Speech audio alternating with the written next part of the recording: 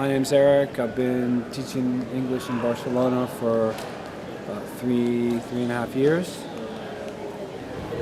Some of the things I like best about it, first would be that I'm working for myself.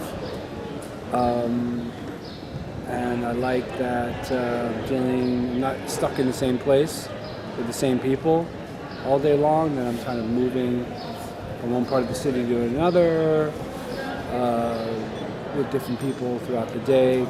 Yeah, it's okay if you've got to hustle, you've got to structure it right with your students, you've got to stay on top of them about canceling. The best thing is to get them to pay for blocks ahead of time. Make sure you've got clear arrangements for cancellations and stuff like that. If it's willy-nilly, then you can lose a lot of work, you know.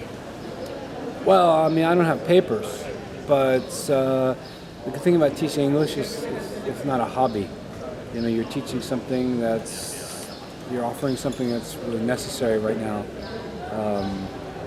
to people as they want to advance in their careers. So there's a decent market for it. Well, like I said, I did an online course in New York before moving to Madrid, just to prepare myself and to brush up on English grammar and stuff.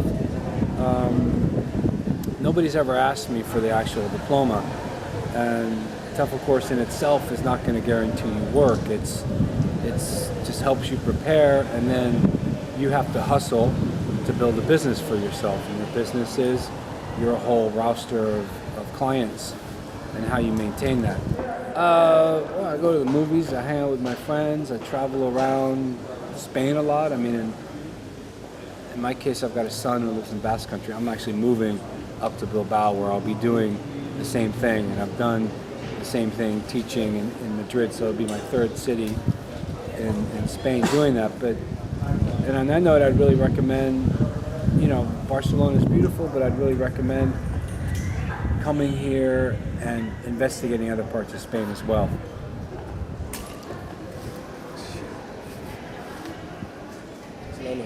Well, one of the best things about being here is that it's a fantastic biking town.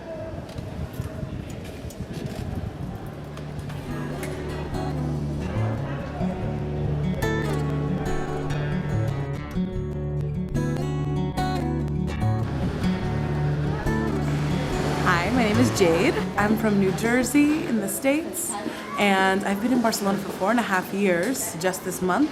So this is my 5th year teaching here, and I did not expect here to be that long, so that's a really crazy thing to say. I came to Barcelona expecting to be here for a year and just kind of hang out, and then suddenly there was one thing that made me stay, another. I started joining clubs and everything, and then boom, I ended up staying here. Barcelona. I chose Barcelona because in 2007 I studied abroad in Salamanca, Spain, which is about 2 hours northwest of Madrid, and I spent a summer here. And I said, when I graduate college, I'm moving back to Spain. I don't care where. So I did. So I did research, and I was thinking, what could I do? What jobs could I do that are related to what it is that I like to do? So I'm an arts and cultural person, which Spain is a great place for. So I had a choice between Sevilla and Barcelona, and they told me that Barcelona was like New York on water. And I was like, oh, I could do that. It's very cosmopolitan. Great. Okay, Barcelona isn't like New York on water. It's actually, for me, better.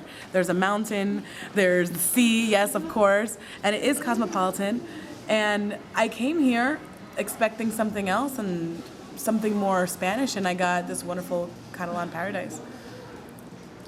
So I am lucky enough to be able to say that I have taught everything here. I've taught in schools, children to adults. I've taught in businesses. I've also taught many, many private classes, and in fact, that's mostly what I do right now. And also, I'm lucky enough to have been a teacher trainer.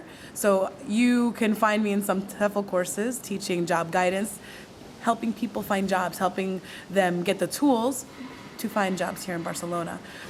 So the TOEFL lifestyle is perfect for me because a full-time teacher schedule is 20 hours, because you figure you're working 20 hours, you also plan and travel the other 20 hours. So once you become a bit of an expert teacher, you don't have to plan for that long. So you have all this extra time, but you're being paid decently well.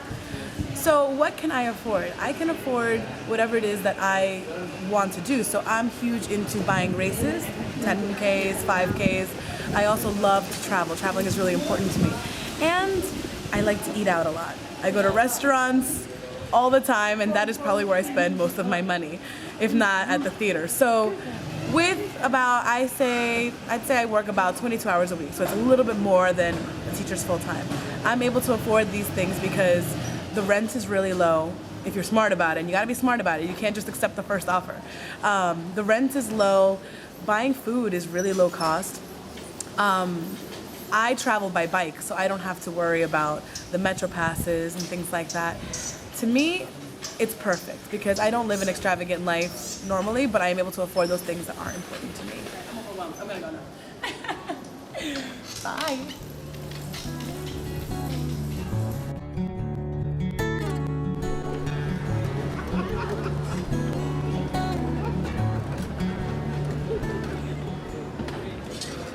My name is Robert Marquez, and I've been living in Barcelona since 2007, but I've actually only been teaching since 2008, so it's about 6 years.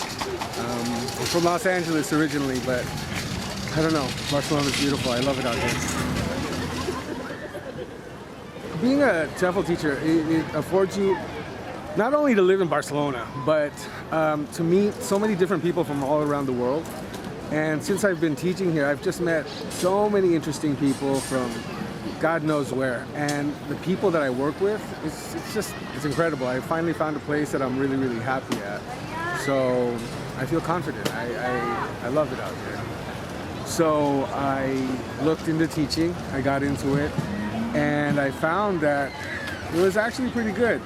I thought I kind of sucked at it in the beginning, but no, I'm pretty good at it. It takes some getting used to, but just everything that comes along with it, you forget that when people are learning a new language, it's not about me, it's not about my ego, it's about people learning how to speak English.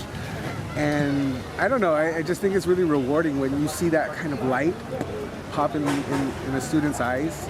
From 6 years old all the way up to 53, they're amazed when they get something, when they feel like they understand something. I don't know, I think that's the payoff for me. It's that when people just, I get it, like it's amazing, and I don't know, I wouldn't trade it for anything. I'm happy I'm a teacher. All right, for me, the worst thing about teaching, well, because I didn't grow up really learning grammar. I mean, I did in school, but never really focused on it. The worst thing for me is when I get stumped or when they ask me something and I'm like, really, I don't know the answer to that one. And because you feel that you have this pressure to be the teacher that knows everything, it's difficult when you run into obstacles. But they don't happen as much anymore because I've been teaching for quite a while now. But in the beginning, it was kind of like, porque sí. Why is it like it? Well, because yes. And, I think the worst thing for me is that.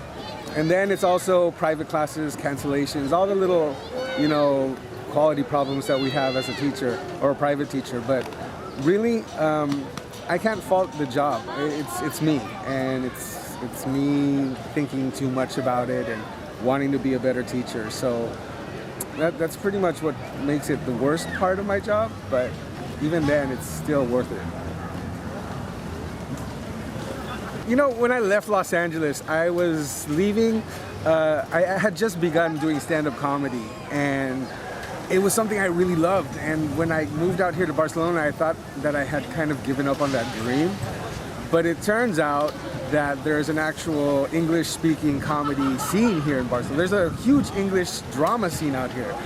Actors, stand-up comedy, and I got tapped into that one year when I joined a competition. And ever since then, I've been doing comedy once a month, twice a month sometimes. It's just something, I'm so happy that it exists out here. And it's really fed my extracurricular stuff outside of teaching, because I think without it, I'd kind of go crazy teaching. It's fun, and I get to talk about my students on the stage.